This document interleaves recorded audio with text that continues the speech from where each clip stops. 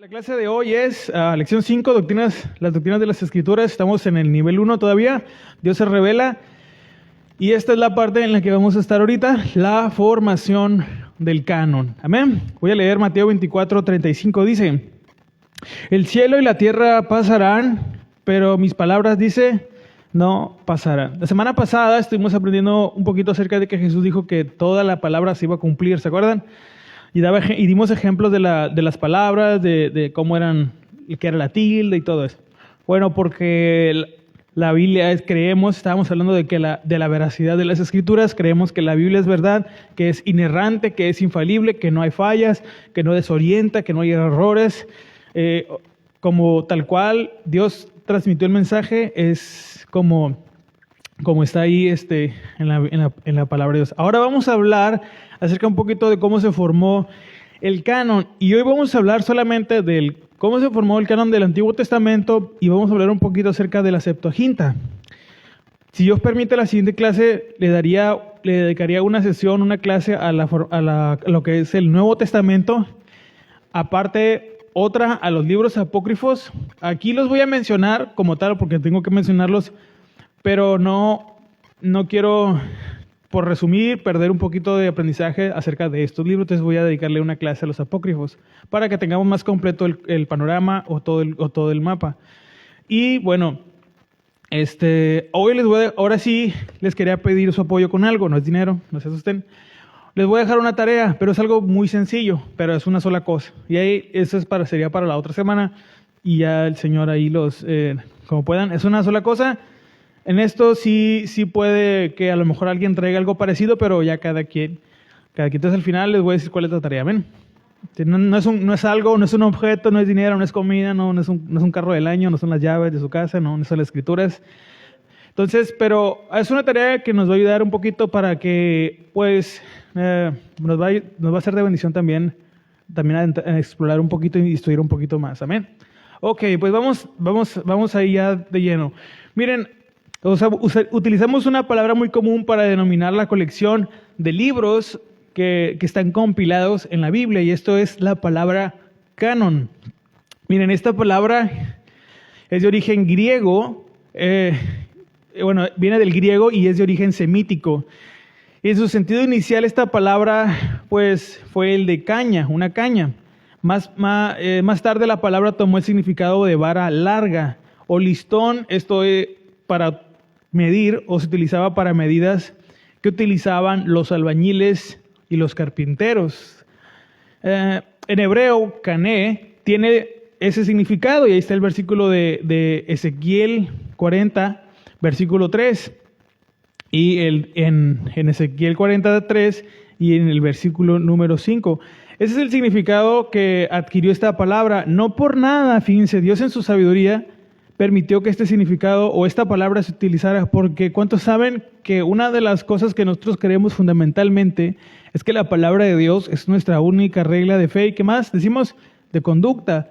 Es la vara, es la medida con la que nos comparamos, es el estándar con la que nosotros medimos nuestra vida y comparamos nuestra vida. Nosotros por eso aquí en la iglesia nunca le decimos, hermano, míreme a mí o mire a él, no, sino que miremos el ejemplo de Jesús, el ejemplo que nos dejó en su palabra. Fíjense, Ezequiel 43 dice: me llevó allí y aquí un varón cuyo aspecto era como aspecto de bronce y tenía un cordel de lino en su mano y una caña de medir. Luego el 5, aquí un muro fuera de la casa y la caña de medir que aquel varón tenía en la mano era de 6 codos, de codo a codo, y palmo menor, y midió el espesor del muro de una caña y la altura de otra caña. Entonces era una palabra que se utilizaba para entender que era el instrumento de medición, ¿no? Ahora nosotros ya no medimos en codos, ¿verdad? Ni en estadios, sino utilizamos el sistema métrico, ¿no? Centímetros, metros, kilómetros, etcétera. Pero bueno, la expresión además adquirió, fíjense, un significado metafórico. Se utilizó para identificar las normas o patrones que sirven para regular o medir, ¿ok? Ya un significado más metafórico. El canon bíblico entonces es la colección de libros que conforman las Escrituras, que Dios entregó a su pueblo. Estos libros fueron agrupados por la iglesia de Dios relativamente temprano. El Antiguo Testamento, que se abrevia AT, fue establecido más tardar en el periodo del nacimiento de Jesús, y el Nuevo Testamento fue aprobado desde antes de que terminara el segundo siglo. A pesar de que no fue hasta el cuarto siglo en donde el Nuevo Testamento fue oficialmente conformado, existen varias razones para tener confianza histórica en su proceso de formación. Es lo que vamos a estar, en general, lo que vamos a estar viendo, cómo fue este proceso.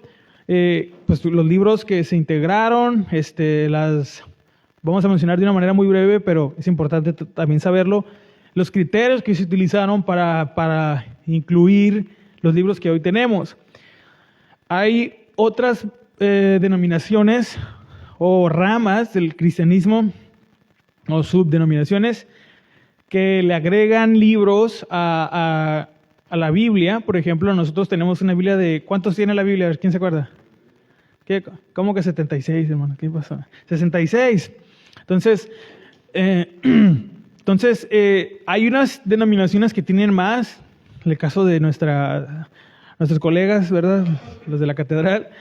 Y hay otras como la Iglesia Ortodoxa. Ellos tienen también, manejan un canon parecido al católico. Y hay otra Biblia que se llama la Biblia Etíope. Y esa también tiene libros que no, como le conocemos después, apócrifos, pues que nosotros no tenemos. Y mucha gente a lo mejor no tiene este dato bien presente, por qué sí y por qué no. ¿Cuáles fueron los criterios que se utilizaron para pues escoger? Y vamos a ver algunos datos históricos y las razones por las que creemos verdaderamente por la guía del Espíritu Santo unos libros no entraron en el canon bíblico, o al menos no en las que tenemos nosotros. Ahora, otra cosa que les voy a encargar mucho, cuídense del contenido que anda por ahí en redes. Ya dimos del tema el domingo, pero específicamente hablando de esto, acuérdense que hay mucha información circulando sobre que libros de Enoc, ya saben, que debería estar, que esta es la verdad que la iglesia no quiere que sepas, que se acaba de descubrir una Biblia de no sé cuántos años, que el Papa... Entonces, miren, debemos saber y entender una cosa. Para el mundo, o en lo secular, la iglesia es lo primero que piensan, lo tengo que decir, no lo digo con ningún afán de ofender ni nada, pero para la mayoría de la gente que no lleva una vida pues espiritualmente activa, o sea que no pertenece a alguna religión, bien, ya un compromiso, para el mundo secular, la iglesia es la iglesia católica, lo primero que piensan. Entonces creen que es la más importante de todas las denominaciones o la más representativa de todas las denominaciones del cristianismo. Por alguna razón, bueno, al menos aquí en México y bueno, en países que son como el ejemplo de España, que el catolicismo es la denominación, ¿cómo se dice?, predominante. En Estados Unidos sabemos que el protestantismo es más predominante, entonces allá es más común que cuando dices iglesia o Cristo o cristiano se imaginen más a un pastor y no a un sacerdote católico. Pero aquí en México no, y en la mayoría del mundo. ¿Por qué? Bueno, porque acuérdense que esto no lo vamos a ver aquí, pero la historia de la iglesia sí se desarrolló tristemente. Lo que hoy conocemos como la Iglesia Católica Romana, Apostólica, fue la que así creció, y de ahí, bueno, vino la Reforma y hubo lo que se entiende, o lo que ellos denominan como la separación. Entonces, a lo que voy es que estos videos tienen, por la mayoría de las veces, esta información tiene la mayoría de las veces esta idea de que la iglesia es la Iglesia Católica. Entonces, la mayoría de los capítulos de corrupción, de los capítulos o de los episodios en la historia donde la iglesia ha fallado o Dios el nombre de Dios ha sido manchado, pues la mayoría de los personajes tenían una fe católica. ¿Me explico? Entonces, no siempre que usted ve en un video iglesia o Cristo o la Biblia, no siempre, menos si es una fuente que no es cercana o confiable, no siempre hacen referencia al protestantismo, a los protestantes, a la iglesia que nosotros entendemos como cristiana hoy en día. ¿Por qué digo este dato? ¿Por qué me hago un paréntesis aquí? Porque podemos no saber o podemos caer a veces en un malentendimiento de algunos datos. Yo les voy a dar un consejo, y no lo digo a manera de que lo agarren como dogma o querer tener un régimen aquí totalitario como una dictadura espiritual, no. Simplemente les voy a dar este consejo con una advertencia, yo creo que me van a entender, y es que, miren, acuérdense que nuestra batalla principal es una de las campos principales en la mente. Entonces, mucho de lo que vemos, lo que leemos, puede a veces sembrar duda. Yo les recomiendo que, a menos que tenga, pues por la gracia de Dios, ¿verdad?, una fe ya más madura, un poco más desarrollada, no siempre vaya a consultar videos o así, a menos que no esté seguro de la fuente, a menos que su discernimiento ya esté bien ejercitado y pueda usted diferenciar qué es bueno y qué no lo es. Si todavía hay ahí más o menos, yo le recomiendo que cuide mucho de consultar fuentes en internet que no pues puede diferenciar de un contenido sano del que sí lo es. Porque hay mucha desinformación también en esto, en la historia, en muchas cosas que ya hemos mencionado, pero bueno, los voy a después, más adelante mencionar, para que tengamos mucho cuidado con lo que anda por ahí. Amén. No es para tener eso en cuenta. Bueno, sigamos. Estos libros fueron elegidos en gran parte por 3 factores. Miren, cuando se seleccionó el canon, aquí en general voy a hablar de todo el canon de la Biblia, no solo el del Antiguo Testamento, aunque también aplica para el Antiguo. Estos factores fueron 3, miren, fueron sus cualidades divinas, se examinaron, se leyeron, y la mayoría en los concilios, pues los que estaban ahí, los eruditos, los miembros de la iglesia, a la hora de hacer los concilios para elegir los libros, para separar los que no son, pues verdaderamente buscaron la guía de Dios y pues tras meditar, tras estudiar, pues se consideraron esas 3 cosas. Las cualidades divinas, ¿ok?, en el libro, que si había inspiración, si había algo edificante para nuestro espíritu. Las iglesias lo reconocieron y su conexión con un apóstol. Algo que sí fue muy importante es que estos libros tuvieran la suficiente evidencia de que el autor haya sido un apóstol o hayan tenido conexión directa con un apóstol, ¿ok? La mayoría de los libros, por ejemplo, en el Nuevo Testamento fueron compuestos por uno de los apóstoles, en este caso Pablo, y aquellos que tampoco lo fueron. Tenemos el caso del Evangelio de Marcos y de Lucas. Marcos y Lucas no eran apóstoles, pero ellos vivieron de primera mano el Evangelio y bueno, recibieron de primera mano el testimonio de los apóstoles. Pero Marcos y Lucas no eran. Lucas era un doctor que escribió no solo su Evangelio, sino también el libro de Hechos. Y Marcos fue Juan Marcos. ¿Se acuerdan cuando hace poquito nos dieron la enseñanza de Juan Marcos y Bernabé? Bueno, se cree, bueno, pues que ellos tuvieron sus fuentes ahí, pero de primera mano ellos vivieron con los apóstoles, tuvieron contacto con los apóstoles. Entonces la Biblia en ese sentido, pues es un libro inusual. Recuérdense que lo que hemos aprendido, a diferencia de los libros modernos o de la mayoría de los libros modernos, la Biblia está compuesta por varios libros escritos por distintos autores en diferentes tiempos y lugares, ¿ok? No se copiaron, no se andaban ahí, pues no se conocieron, muchos ni se conocieron. Esto nos lleva a preguntarnos, porque a la hora de entender esto, cómo estos libros fueron recopilados para formar un solo volumen. ¿Cuándo sucedió esto? ¿Quién tomó esas decisiones críticas? ¿Y por qué debemos confiar en lo que hicieron? Y estas preguntas son las que vamos a estar tratando de dar respuesta con estas clases y con estas enseñanzas, para confiar verdaderamente en lo que tenemos hoy en nuestras manos, nuestras Biblias. La iglesia no formó el canon, eso es lo que de repente se confunden muchos. La iglesia no formó el canon de la Biblia, solamente lo descubrió y lo compiló, pero ya existía como tal, o sea, porque la palabra de Dios, Dios la dio. Entonces lo que hizo la iglesia nomás fue juntarlos y ya, como tal el canon ya era, por naturaleza ya estaba. Entonces, vamos a hablar acerca del canon del Antiguo Testamento, ¿ok? Este es nuestro primer punto principal. De acuerdo a los diversos relatos evangélicos, Jesús utilizó, ¿se acuerdan también lo que decíamos la semana pasada? Las escrituras hebreas para validar su misión, sus palabras y sus obras, ¿ok? Algo muy interesante es que en la vida de Jesús, es que si hay algo muy presente, no solo era que Él decía quien decía ser, que es el Hijo de Dios, el Mesías, sino que la palabra de Dios era la base de toda su vida, de toda su enseñanza, obviamente, pues de todo lo que Él era. Y siempre podemos ver que Jesús citaba la palabra de Dios y citaba pasajes, en este caso, del Antiguo Testamento. Miren, los primeros cristianos, entonces, continuaron con esa tradición hermenéutica y utilizaron los textos hebreos y sobre todo las traducciones al griego que en ese momento tenían en sus discusiones teológicas y en el desarrollo de sus doctrinas y enseñanzas. De esa forma, la Iglesia contó desde su nacimiento con una serie de escritos de alto valor. Entonces, Jesús, al utilizar el Antiguo Testamento, recibimos de nuestro Maestro la confianza de poder nosotros también leerlos. En este caso, los cristianos de aquella época podían confiar en el Antiguo Testamento que ya tenían, que ya estaba, porque Jesús también lo utilizaba. Existen buenas razones para pensar que ya existía, en cuanto al Antiguo Testamento hablando, un corpus, así se le vamos a denominar, establecido de los libros cuando Jesús nació. Es decir, se creen que para la época en que Jesús nació ya estaba prácticamente completo todos los libros o todo lo que conocemos como el Antiguo Testamento. Ya estaba oficialmente reconocido, en este caso por los judíos, por la comunidad judía, por el pueblo hebreo, lo que para ellos era su canon o su Biblia, como lo entenderíamos hoy.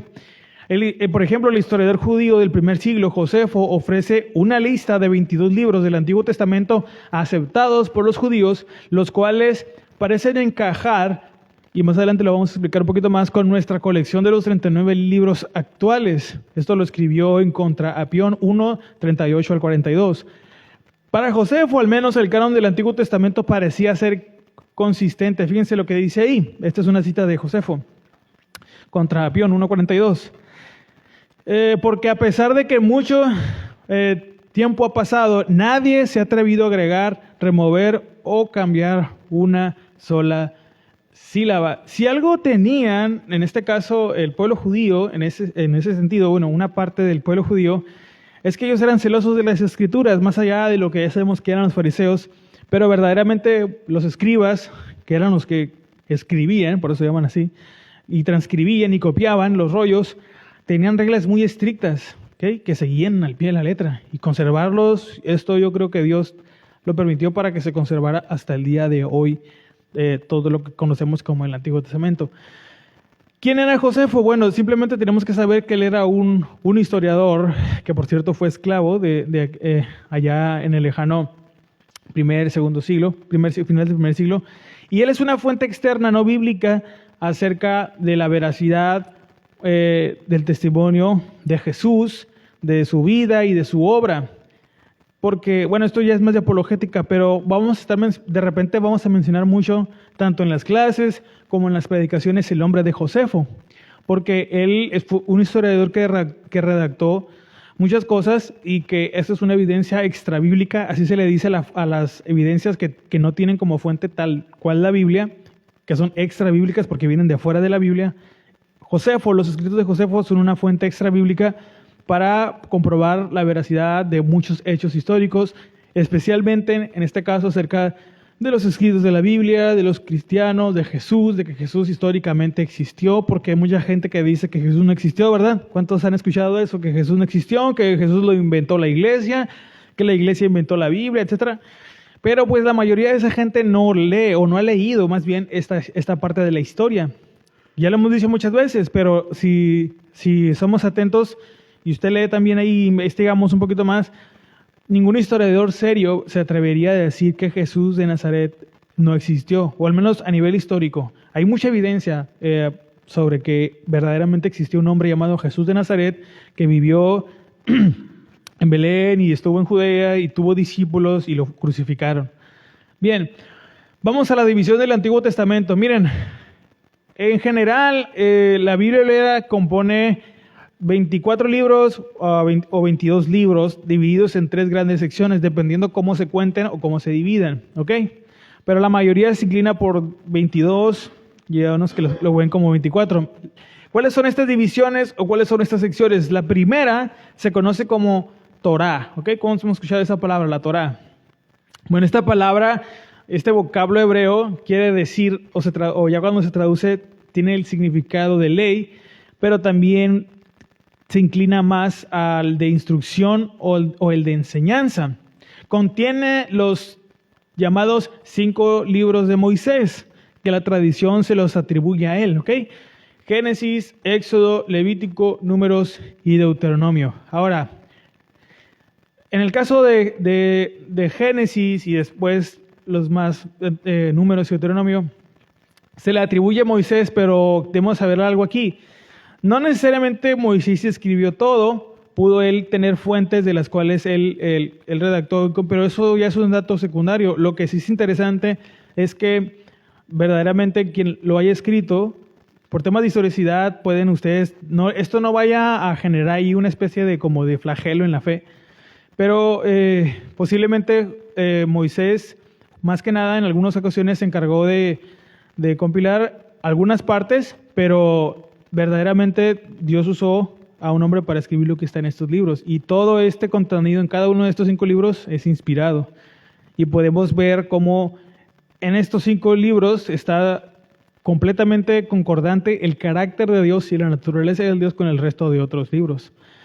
Acuérdense que si hay pasajes difíciles, si hay pasajes que no podemos tener una interpretación muy clara, lo primero es orar, pero no meternos en problemas, porque hay cosas que pues simplemente no vamos a comprender. Pero bueno, los primeros 5 libros que se le atribuyen a Moisés, o que la tradición y la historia le atribuyen a Moisés, son Génesis, Éxodo, Levítico y Números. Esto también se le conoce como el Pentateuco, ¿ok? Penta, del griego penta, que quiere decir 5. Luego la segunda división, conocida como en hebreo como Nebim, o profetas, o los profetas, se subdivide a la vez en 2 grupos. Los profetas anteriores, en los que figuran Josué, Jueces, los libros de Reyes y Samuel, y luego los profetas posteriores, que son Isaías, Jeremías, Ezequiel y el libro de los 12. Aquí en el libro de los 12, pues están lo que nosotros conocemos como los 12 profetas menores, ¿no? Que son los libros cortitos de los profetas. Ahí están en ese, pero esa originalmente era un solo volumen, nada más que ya después se dividió por nombre. Bueno, nuestras Biblias se dividió por nombre. La tercera sección de la Biblia hebrea se conoce como Ketubim, y esto se traduce como escritos, e incluye 11 libros, Salmos, Proverbios y Job. Un grupo de 5 libros llamados Mejilot, que se traduce como rollos, Cantar de los Cantares, Ruth, Lamentaciones, Eclesiastés y Esther. Y finalmente Daniel, Esdras, Nehemías y Crónicas. Esta es la división estas son las secciones en las cuales la Biblia hebrea se divide. Así es como ellos lo conocían o lo entendían y lo tenían más entendido, ¿no? Estas son las 3 divisiones que ellos tenían. De hecho, si se acuerdan, Jesús habla acerca de estas divisiones, cuando dice en algunas ocasiones, como está escrito de mí en la ley, en los profetas y en los salmos, ¿okay? Ahí es una referencia a que existían estas grandes 3 divisiones, por lo menos en la Biblia hebrea. Con las iniciales Torah, de la palabra Torah, Nevim y Ketubim, se forma la palabra hebrea Tanakh o Tanaj, ¿okay? Lo que se conoce como la Biblia hebrea. Esa es la diferencia entre la Torah y el Tanaj o Tanakh, que la Torah es los primeros 5 libros nada más, la ley, y el Tanaj es todo el Antiguo Testamento hebreo, toda la Biblia hebrea, ¿ok? Esa es la diferencia. Porque luego de repente, hermano, pues yo miro otra vez ahí que el Ketubim, ¿qué es eso? O sea, aquí está. Es por eso, de ahí vienen esos nombres, que así es como lo tenían ellos divididos. Estos 24 o 21 libros de la Biblia hebrea son idénticos a los 39 que se incluyen en el Antiguo Testamento de las Biblias hebreas. Pero, es decir, ¿por qué son idénticos o por qué son iguales? Porque no contienen los libros que se conocen como deuterocanónicos o apócrifos o también pseudoepígrafos. En la clase de los apócrifos vamos a ahondar un poquito más en los términos, qué significa cada uno y por qué no. Pero bueno, ¿dónde está la diferencia? Porque en la Biblia hebrea son 22 o 24, pero nosotros el Antiguo Testamento tiene 39. ¿Por qué? Bueno, la diferencia del número está en contar cada uno de los 12 profetas menores. Por ejemplo, nosotros los separamos, pero en la Biblia hebrea es un solo volumen. Y en la separación en los libros de cada uno, por ejemplo, Samuel lo dividimos en 2, primer y segundo libro de Samuel. El libro de Reyes lo dividimos en 2 y Crónicas también. Esdras y Nehemías también eran una sola obra, pero también nosotros en nuestra Biblia lo tenemos separado. Esto por razones históricas. Al unir el libro de Ruth al de Jueces y el de Lamentaciones al de Jeremías y Lamentaciones en el Tanaj es una sola obra, pero en las Biblias protestantes está separado. Bueno, al hacer estas divisiones, podemos anotar estas divisiones y juntar los que nosotros tenemos divididos, entonces nos da el total de estos 22 que corresponde además al número totales de los caracteres en el alfabeto hebreo. En hebreo antiguo hay 22 letras nada más. Qué interesante, ¿no? Bueno, esto es lo que hay y es lo que contiene en general el Antiguo Testamento. Estas son las divisiones a grandes rasgos y estos son los libros que la componen. Los libros apócrifos, como les comentaba, les voy a dedicar una clase aparte para ver por qué no se consideraron. Pero es interesante que estos libros apócrifos o que no se incluyen en el canon no fueron tratados de la misma manera como sí lo fueron los que tenemos nosotros en el Antiguo Testamento, que son la Biblia hebrea, tal cual. Sí hubo diferencias y no los consideraban por contenido y muchas cosas que vamos a ver en el Antiguo Testamento. Es por eso que nosotros podemos confiar y no sentir que le faltan, a la Biblia no le faltan libros ni le sobran, están los que tienen que estar.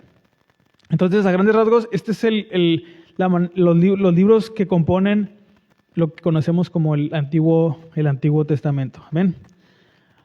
Bueno, vamos a hablar un poquito acerca del canon griego que se conoce como la Septuaginta. Miren, uno de los resultados del cautiverio de Israel en Babilonia fue el desarrollo de comunidades judías en diversas regiones del mundo conocido. En Alejandría, capital del reino de los Ptolomeos, el elemento judío en la población de habla griega era considerable. Y como Judea formaba parte del reino hasta el año 198 a.C., esa presencia judía aumentó con el paso del tiempo. Y como en esa época el idioma predominante era el griego, bueno, vamos a hablar aquí un poquito del origen de cómo es que se crea esta traducción, la Septuaginta. Luego de varias generaciones, los judíos en Alejandría adoptaron el griego como su idioma diario y dejaron el hebreo para cuestiones culticas o de culto. Para responder a las necesidades religiosas de la comunidad, pronto se vio la necesidad de hacer una traducción de las escrituras en hebreo al griego, porque ya nadie hablaba hebreo. Solamente cuando hacían reuniones en las sinagogas o cuando se hacían reuniones de tipo religiosas o para celebrar alguna fiesta o algo así. Pero ya en esa época no era común que los judíos hablaran en hebreo.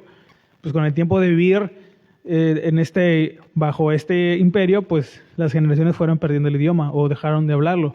Como hoy en día ya no hay, el idioma predominante es el español aquí en México. No es el oficial, México no tiene idioma oficial, no sé si sabían. No tiene un idioma oficial, pero el predominante es el español. Y las lenguas o dialectos indígenas, pues ya muchas están muertas y otros no se hablan porque, ¿qué pasó? Aquí nos conquistó España y el español fue el que empezó a tener predominancia. ¿Me explico? Algo parecido pasó aquí. Al comienzo, posiblemente, la lectura, en este caso de la Torá, que era el fundamento del culto en la sinagoga, se hacía en hebreo. La lectura se cree y se entiende que se hacía en hebreo.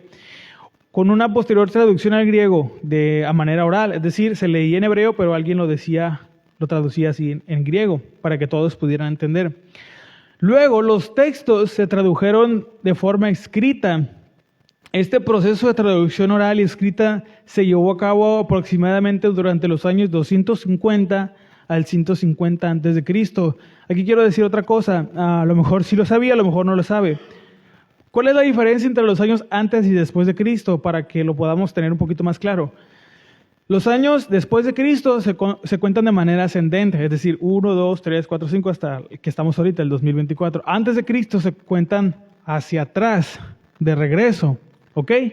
Entonces, por ejemplo, si usted mira una fecha, dice 200 antes de Cristo, para que hayan pasado 10 años, usted no cuenta 250 y luego 260, no, usted cuenta o contamos 250 y 240, porque aquí vamos a hacer una explicación más gráfica. Aquí nace Cristo en el año que nació.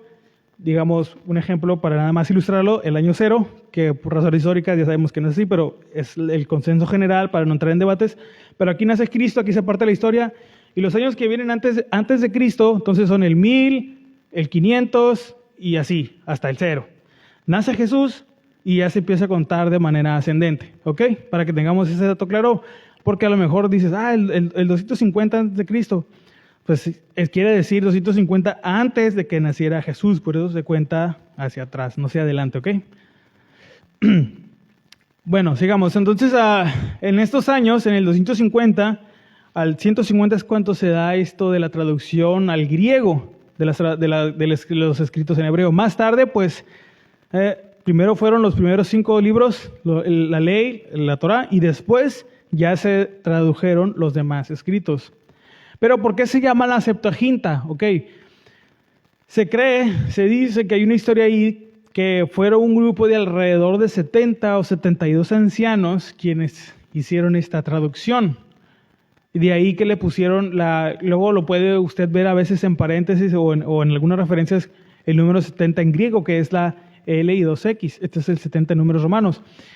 Dije griego, ¿verdad? Pero números romanos. Entonces, de ahí el nombre, porque se cree que fueron 70 o 72 ancianos quienes hicieron este trabajo de traducción. Y bueno, toda la Septuaginta es todo el Antiguo Testamento, pero en griego. Algunas Biblias, algunas versiones de la Biblia utilizaron como base la Septuaginta para hacer una traducción. Otras utilizaron los textos hebreos. Pero bueno, después hablamos un poquito más acerca de las versiones modernas de la Biblia. Pero que sepan que la Septuaginta es nada más el Antiguo Testamento en griego. Ahora, ¿los judíos utilizan la Septuaginta hoy en día? No, ellos no utilizan esa traducción, ellos utilizan una traducción en hebreo o prefieren que están en hebreo porque ellos tienen un tema con el griego. Ellos creen que cualquier escrito en griego no es aceptado o no aceptan escritos en griego porque consideran el griego un idioma pagano.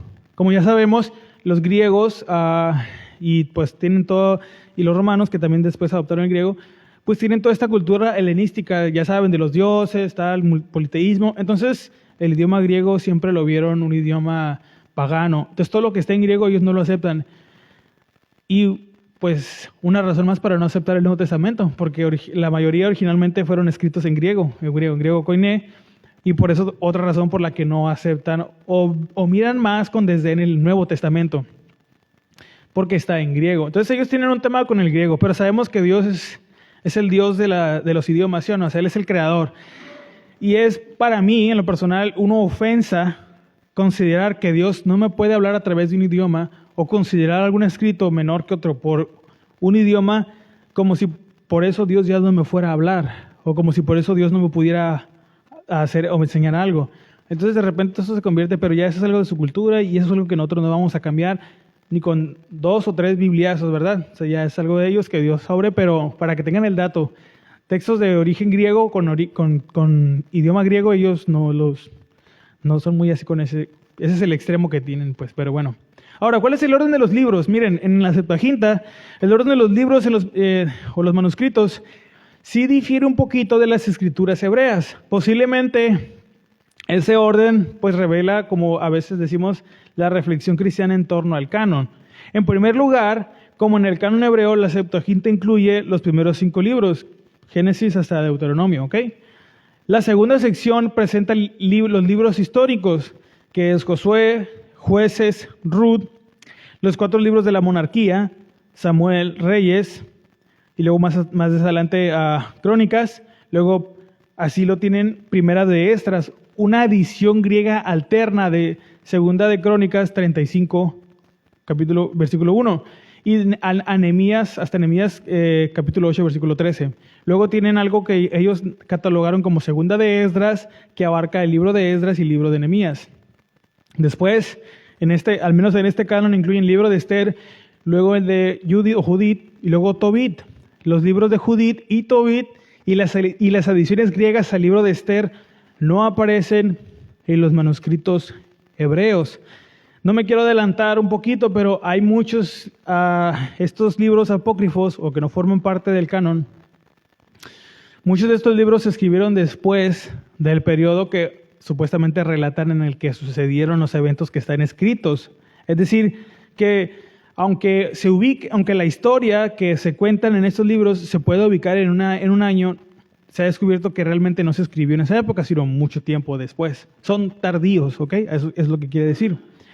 En la tercera división se encuentran los libros poéticos y los sapiensales o de sabiduría, que son Salmos, Proverbios, Eclesiastés, Cantar de los Cantares, Job, y aquí vienen los tenebrosos, Sabiduría y Eclesiástico. de este grupo, Sabiduría, escrito originalmente en griego, y Eclesiástico, escrito en hebreo, no se encuentran tampoco en el canon hebreo. ¿Okay? El libro de los Salmos contiene aparte un capítulo adicional que no aparece en el canon hebreo. En este caso, aquí Salmos tiene 151 capítulos, no 150, del cual existen copias tanto en griego como en hebreo. Pero bueno, esto es en el canon de la Septuaginta. La sección final de este canon incluye los libros proféticos Isaías, Jeremías y Lamentaciones, junto a Baruch y la carta de Jeremías, que estos tampoco aparecen en el orden del canon hebreo. Después viene Ezequiel y el libro de Daniel, con algunas adiciones, la historia de Susana, el relato de Bel y el dragón, y una oración de confesión de alabanza de 68 versículos, de entre más o menos 23 a 24 del tercer capítulo de Daniel, más o menos. Entonces, tienen estas adiciones que originalmente no aparecían o no eran parte del canon hebreo.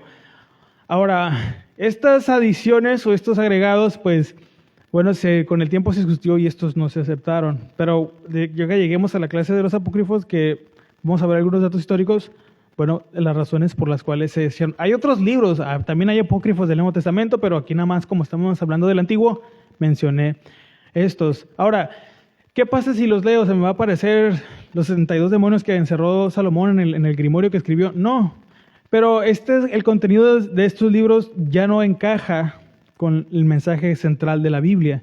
Entonces, si usted llega a leer, bueno, y aquí no mencionamos los de Macabeos, pero también están esos. Si usted los llega a leer, pues firme la carta de renuncia de aquí de la iglesia, porque no se crea. Pero si usted los llega a leer, yo le recomiendo que tenga mucho cuidado, pero que lo haga de una manera, pues, maduramente, con discernimiento, porque pueden aportar algo, pero a nivel doctrinal no realmente. O sea, no es algo que vaya a edificar su vida, pero puede entender un poquito de algunas cosas de cultura y de historia de esa época. Eso sí, historia y cultura sí, pero a nivel doctrinal, a nivel espiritual, no va a haber un beneficio real. Entonces, pues léalos por el tema de que uno tiene que también que estar preparado. Los puede leer por ese motivo, pero más yo no le recomendaría que esto fuera parte de su devocional. Obviamente esto no lo tenemos que hacer. Simplemente por tener esta parte, como diríamos en un lenguaje muy coloquial, por tener cubierta esta parte del mapa, ¿no? O sea, porque, bueno, hay que leerlos para saber de qué iban o de qué trataban y para detectar dónde pudiera estar algo que contradice la Biblia o alguna herejía y por qué también no se aceptaron.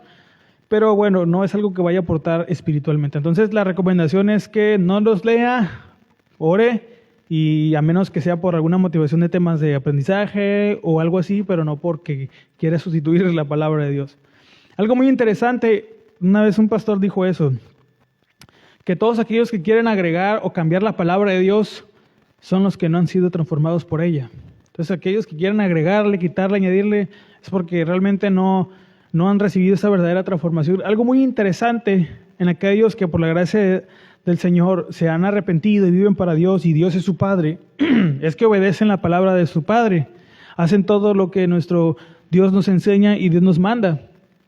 No andamos, o aquellos, ¿verdad?, que por la gracia de Dios han entrado en la gracia de Dios, no andan quejándose, no andan queriéndole cambiar el plan a Dios. Simplemente una actitud bíblica de un hijo de Dios es simplemente obedecer todo lo que Dios nos pide, ¿verdad? No andamos con que, no, Señor, pero no. Mira, aquí en Apocalipsis como que te faltó aquí, mira no. Porque el Espíritu Santo, que es el mismo Espíritu que levantó a Jesús de los muertos, que si gobierna nuestros corazones, nos va a guiar a toda verdad, y toda verdad en la Biblia. Es decir, que nuestra vida cada vez debe parecer más a la vida de Jesús, al ejemplo de Cristo, y no hay pierde ahí. Algo más que queramos hacer que no encuadre con el estándar de la Biblia, que no esté respaldado por las enseñanzas de la palabra de Dios, es peligroso y no es beneficioso ni para nosotros ni para los que nos rodean. Y bueno, pues sobre todas las cosas es ofensivo a Dios. Ofende a Dios, ofende su santidad, su soberanía, todo su carácter y su naturaleza. Es por eso que aunque muchos han intentado, ¿verdad?, querer complementar la Biblia, no hay mejor No hay mejor método para nosotros que obedecer el Evangelio o el ejemplo que Jesús nos deja en el Evangelio de vivir como Él. Ya querer hacer eso es súper complicado, ¿sí o no? Ahora imagínense agregarle, como ya saben quiénes, ¿no? Bueno, imagínense, pero bueno, después hablamos un poquito más de eso. Ahora, vamos a ver algunas evidencias, ya para irnos terminando, que se consideraron a la hora de investigar la canonicidad del Antiguo Testamento. La autoautenticación, ¿ok? Es esencial recordar que la Biblia es auténtica a sí misma, puesto que sus libros fueron aspirados o inspirados por Dios. ¿Se acuerdan lo que leímos en 2 Timoteo 3:16? Que toda la Escritura es inspirada por Dios.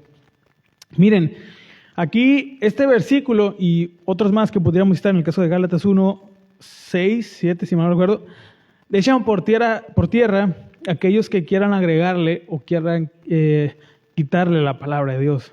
Porque si alguien le añade, está diciendo que entonces ese versículo es una verdad a medias, porque si le faltan partes a la Biblia, entonces, ¿qué quiere decir con toda la Escritura? Y si le quitan, entonces hay algo del contenido de la Biblia que no es necesario. Entonces, por donde quiera que queramos verlo, este versículo, por lo menos en este principio, echa por tierra aquellos que quieran añadir. No hay una base bíblica, no hay un consejo, no hay una aprobación de Dios en su palabra para añadir o quitar. Entonces, así que esos que dicen, si usted mira por ahí que le faltan o que realmente no hemos aprendido o no han aprendido lo que realmente Dios nos quiere decir, cuál es el verdadero espíritu de la ley, ¿ok? En otras palabras, los libros eran canónicos en el momento que fueron escritos. Tomando como base este principio bíblico, no fue necesario esperar hasta que varios concilios pudiesen examinar los libros para determinar si eran realmente aceptables o no. Las personas y los concilios solamente reconocieron, es por eso que les decía que la iglesia no es como que creó la Biblia, no, sino reconocieron y declararon lo que es verdadero por la inspiración intrínseca de los libros tal como fueron escritos. Ningún libro de la Biblia fue hecho canónico por acción de algún hombre, ¿verdad? O por una mera decisión humana. Ya eran en sí mismos canónicos, solamente que Dios guió a estos hermanos, hombres, para que los juntaran y los reconocieran, nada más. Pero ya eran válidos, no ocupaban en sí la aprobación de ningún hombre. Hay muchos argumentos en contra de la veracidad de la Biblia, ¿verdad? De que dicen, es que fue escrita por hombres y qué tal, y que, ¿cómo sabes? Que, bueno, la Biblia, acuérdense que lo que comentábamos en una ocasión, la Biblia es un libro que tiene, pues, historia, cultura, poesía, algo de ciencia, tiene muchas cosas, ¿no? Pues matemáticas, ¿a cuántos les iba bien en matemáticas? Pero hay otro tipo de conocimiento, o hay otro sentido, u otro enfoque que la palabra de Dios tiene, un tipo de conocimiento que no solo se adquiere por el hecho de leer, o el puro acción de leer. No estoy diciendo que no lean, porque no me vayan a cambiar aquí. ¿Por qué digo esto? ¿Se acuerdan del versículo que hemos citado? Que el hombre natural no percibe las cosas que son del Espíritu. Es decir, que querer desacreditar la veracidad de la palabra de Dios por el hecho de que fueron hombres que lo escribieron es un argumento un poquito infantil e incompleto. Incluso es autocontradictorio, porque la persona que diga eso se queda en un limbo, porque entonces yo preguntaría, ¿cuál es el criterio para que alguien pueda confiar en lo que hace un hombre? Podemos decir que entonces que todo es falso o todo es verdadero, y esto crea un conflicto que pues ya no vamos a saber ni para dónde ir, ni de dónde ir, ni nada. Es por eso que para nosotros, en ese sentido, tenemos de parte de Dios esta bendición y esta ventaja de confiar que la Biblia verdaderamente es la palabra de Dios, no solo por lo que podemos ver a nivel literario, o sea, no solo por lo que dice tal cual está escrito, sino porque hay un efecto que produce esos cambios, esa transformación en el interior, que los principios, que las verdades que están en la Biblia siguen vigentes. La Biblia no se puede comparar con ninguna otra obra de literatura, con ningún otro libro, porque no se puede comparar, no hay un punto de comparación. Puede haber similitudes a nivel cultural, histórico, porque obviamente se escribieron en otra época, pero al contenido espiritual, doctrinal, la Biblia está en ese sentido en otra categoría. No podemos hacer esta comparación tan a la ligera. La Biblia trata temas, fíjense, si la Biblia fuera una obra de hombres para hombres, no dijera lo que dice, no enseñara lo que enseña. ¿Cuántos han leído, una vez les pregunté, libros de autoayuda? ¿O cuántos han escuchado libros de autoayuda? De el contenido que está ahí, yo les pregunto, si ustedes pudieran hacer una lista de las diferencias que hay, ¿cuántas diferencias encontraran a lo que dice la Biblia? Bueno, la Lázaro Cárdenas se llena de la lista, ¿sí o no? ¿Por qué? Porque el mundo, la manera en que el mundo busca ayudarse es siempre ver el error externamente, en el entorno, ¿sí o no? Eso es algo que está en la naturaleza de los seres humanos. Fíjense, aquí les estoy dando un hack life, hermanos, gratis, no se crea. El ser humano tiene una tendencia en su naturaleza de automáticamente inclinarse a buscar el error en lo externo, en el entorno, en lo que me rodea, mis parientes, mi familia, mi educación. Al último, y tal vez el culpable puedo ser yo, pero no, primero es lo que me rodea. Había un filósofo, no me acuerdo quién fue, ustedes ahí luego me corrigen, que decía, no sé si fue Descartes o no me acuerdo, que decía que el hombre nace bueno por naturaleza, o no sé si fue Nietzsche, no sé quién dijo, pero que la sociedad lo corrompe. Y bueno, esa es una herejía, bueno, no es verdad, es una mentira. Los hombres nacemos con una maldad ya por naturaleza. Y la maldad, es decir, o la naturaleza del pecado, no solo es hacer cosas malas, sino no solo es hacer lo malo, sino amar ese mal. Y todas las desviaciones, todo lo que tenga que ver con ofender a Dios, eso es lo que el hombre ama por naturaleza. Entonces, por eso, si usamos el principio de no confiar en lo que dicen y hacen los hombres, alguien que diga que la Biblia no es confiable, lo deja en un limbo, porque entonces lo que él mismo está diciendo no es confiable. Si me explico, se queda en el aire, o sea, no hay una base para eso. Entonces, pues mejor Dios no se complica en ese lado. La palabra de Dios es verdad y es suficiente. Que a nuestra manera de ver y entender las cosas, a veces no nos guste o no nos encuadre el concepto de Dios o la manera en como la Biblia describe a Dios, ese es otro problema. Pero que la Biblia es verdad, eso es cierto, o sea, no hay fallas. Hay mucha evidencia al respecto. Bueno, entonces la autenticación, esa es la primera cosa que se puede tomar en cuenta para considerar la canonicidad de los escritos. ¿Qué más? Bueno, no están en orden de importancia, ¿ok? Estos puntos, simplemente mencioné algunos. La guía del Espíritu Santo. Ya voy a apurarme aquí porque ya se pasó un poquito el tiempo. Miren, la guía del Espíritu Santo, y esto es crucial. Sin embargo, fíjense, los hombres y los concilios tuvieron que considerar cuáles libros deberían ser reconocidos como parte del canon. Pero ¿cómo podrían hacerlo? Porque había muchos candidatos de libros que no eran inspirados. Había muchos libros que algunos respetaban, algunas comunidades creían, los consideraban como pues muy respetables en cuanto a su contenido. ¿Cómo poder saber cuáles verdaderamente debían considerarse para formar parte del canon? Bueno, se tuvieron que hacer algunas decisiones y elecciones, pero Dios guió al grupo de personas para hacer esas decisiones correctas, considerando algunas pautas y principios y coleccionar los varios escritos en los cánones, en este caso del Antiguo y también del Nuevo Testamento. No fue algo que aventaron un dado y a ver, pues si toca el 6, pues vente Génesis, a ver el 8, a ver acá, no.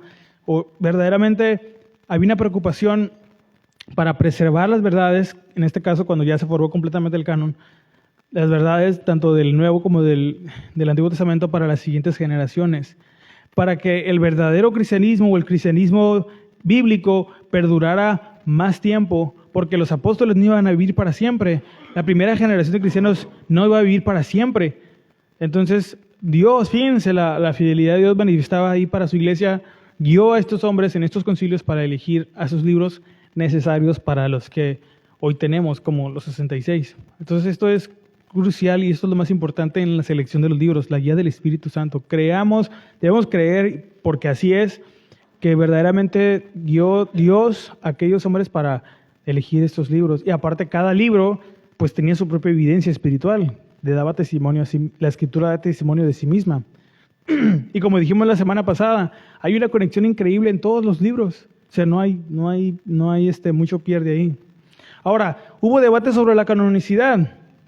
En el proceso de decidir y coleccionar era de esperarse que surgieran varias disputas en cuanto al uno de los libros, y así fue. Sin embargo, esos debates no disminuyen la autenticidad de los libros genuinamente canónicos, o sea, que los que están son los que deben estar, ni tampoco le conceden autoridad a aquellos que no fueron inspirados. O sea, los que se quedaron fuera y los que se quedaron dentro, no quiere decir que porque están afuera puede que a lo mejor tengan más, y los que están adentro puede que a lo mejor tengan menos que los que quedaron afuera. No, están los que tienen que estar. Eso es lo que debemos entender. Entonces, ¿qué más? Bueno, la conclusión del canon, fíjense. Desde el año 397, la Iglesia ha considerado que el canon de la Biblia se completó, y si está completo, entonces tiene que estar cerrado. Por tanto, nosotros ya no debemos esperar que se descubran libros nuevos que le falten a la Biblia. Se pueden encontrar manuscritos antiguos o más antiguos de los libros que ya están, ¿ok?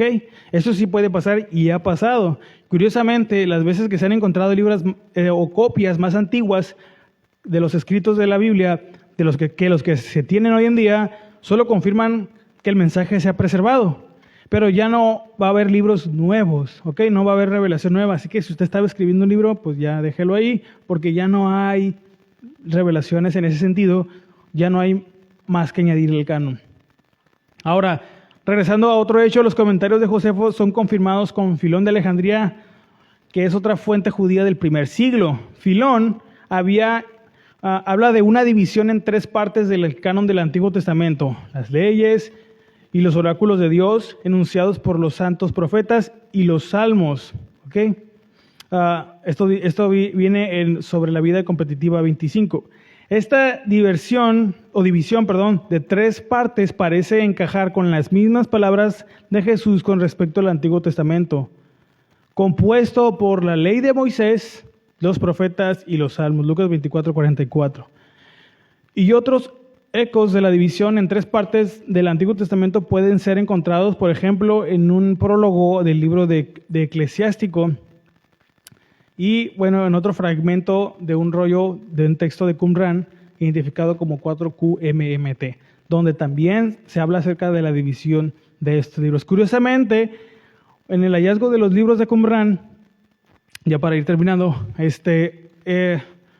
encontraron muchos rollos, muchos libros, pero sí, también hubo unos que no eran inspirados, pero la mayoría de los rollos eran comentarios, y los comentarios eran acerca de los libros, de los 39 libros que nosotros tenemos en el Antiguo Testamento. No hay una especie de promoción o de aprobación hacia los libros que se conocen como apócrifos. Curiosamente, todos los demás rollos eran fragmentos del Antiguo Testamento, y la mayoría de comentarios acerca de los libros del Antiguo Testamento, pero no de los apócrifos.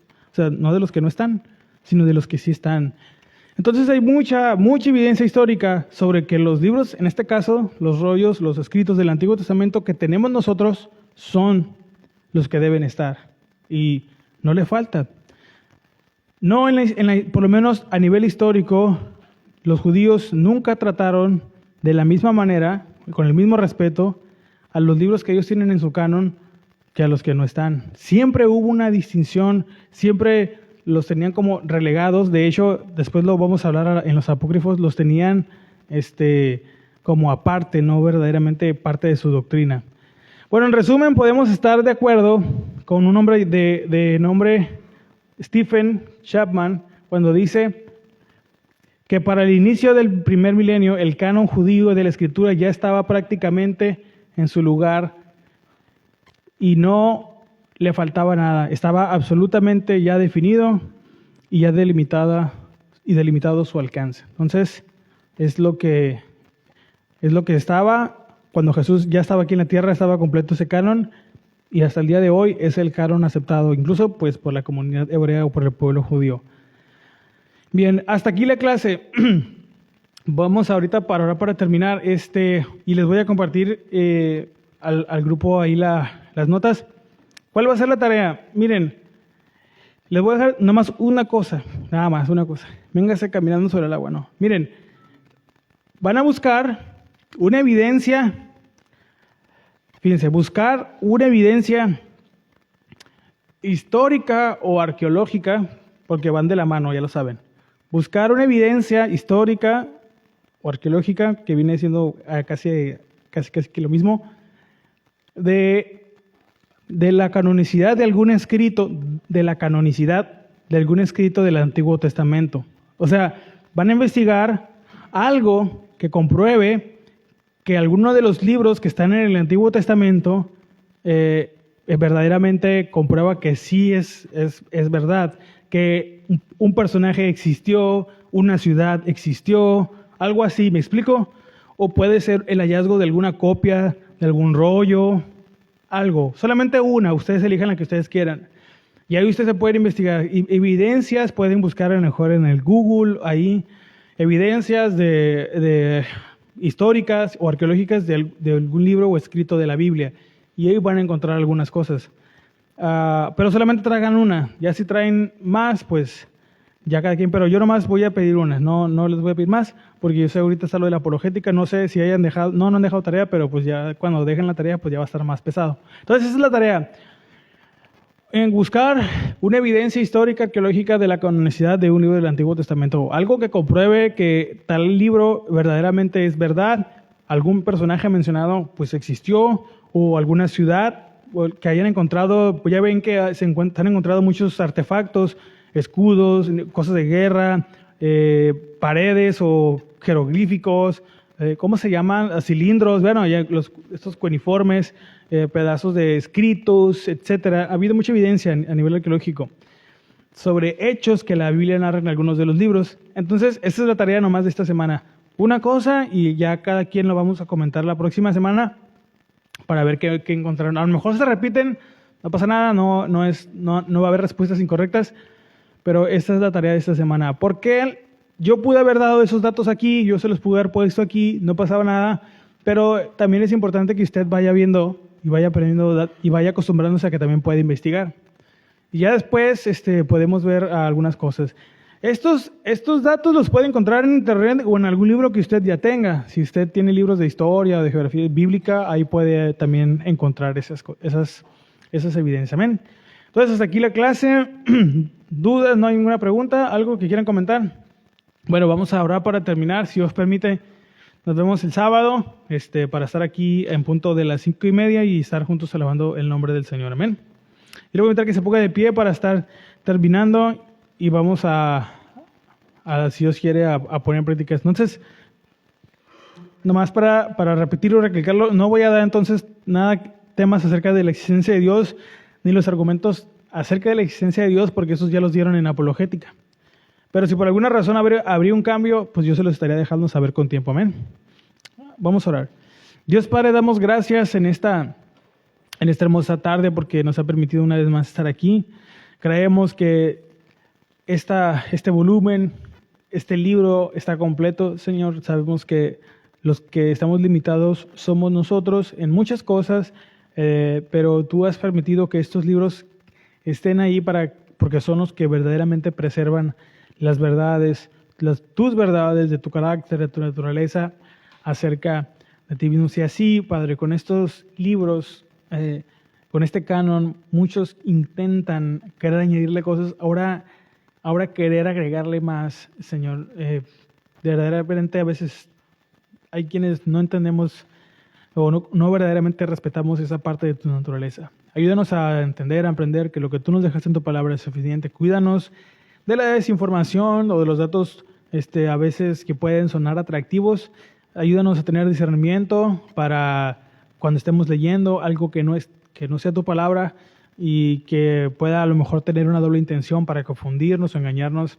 Ayúdanos a tener discernimiento para no caer en eso, Señor, y guárdanos. También te pedimos que nos lleves con bien a nuestras casas, a nuestros hogares.